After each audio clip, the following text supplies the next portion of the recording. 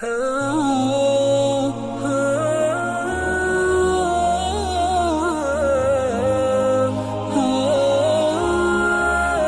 ولفية إلى محمد خير بني عدنان صلى الله عليه وسلم من بحر البسيط ku ban ba tagg ba ay daam gis xelam ba gëlëm fooy jaar ba wax ca leneen lu ñu yéema mat di xalam ku ban ba tagg ba ay daam gis xelam ba gëlëm fooy jaar ba wax ca leneen lu ñu yéema mat di xalam kookaay ka yàlla beral ab cër bu doon ba mu gën lu yàlla bind nit ak jinneeg malaaka yitam kookaay di sayyidunal muxtaaru xayru bani adnan ka ñiy tagg ay jikkoom ca saaru xalam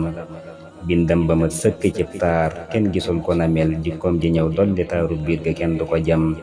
yàlla ko bind ci nam bëggee ko tànn ko faf teg ko ci kaw ñépp kuñ jiital la man ci kanam def ko mu di bun tamit kuy wut ko jaari fa moom loo wiiri wiiri te jaaroo ndaari doo xala dik moo dikk far lëndëm ak kéefar defub lumière buy tàkk fépp de leer ci ngëm gu mat ak i ndam indi na diine ji jub cig maandu fépp la daj jantale ci diggu njolloor bopp ku gis ko wedam matal na ab mission ndax daa jotal ci lu wér la biire xeet wi xamal leen lépp lañu war a xam wàcce na noo des ci toppum njàngaleem ak roy te topp sunnaam su leer si nañ ñi moo di mbégam leeral na lépp la quraan wax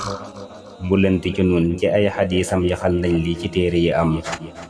leeral na lépp la quraan wax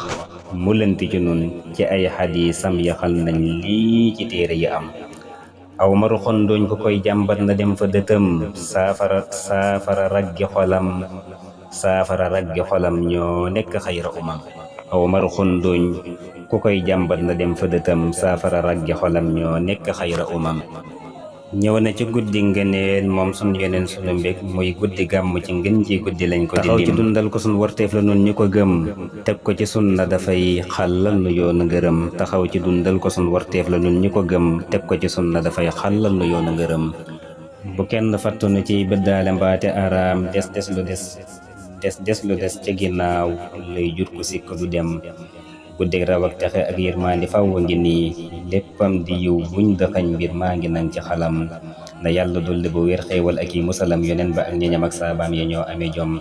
dolli na aw yiw ko tawfeex te def nu naraw jiitu ba den dis ginnaaw ni'mal karimu naam def naa ko addiyee ñeel bii sang jox ko mu jël bi jaahi xayri xadimin moo di buntamitam salla alayhi maa taslimi baaxisuhu wal aali wa sahbi ak sunu sang bee fa wetam